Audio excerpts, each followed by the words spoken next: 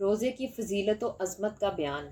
سیدنا ابو ہریرہ رضی اللہ تعالیٰ عنہ سے روایت ہے کہ رسول اللہ صلی اللہ علیہ وآلہ وسلم نے فرمایا،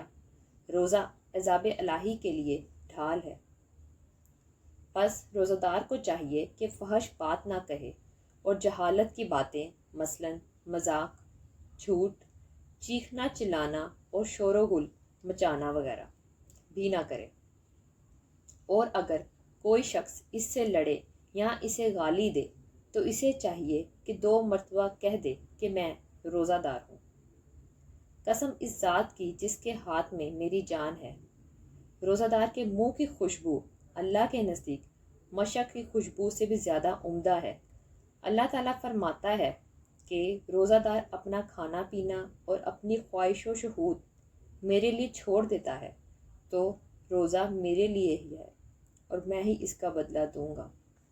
اور ہر نیکی کا ثواب 10 گنا ملتا ہے، لیکن روزہ کا ثواب اس سے کہیں زیادہ ملے گا۔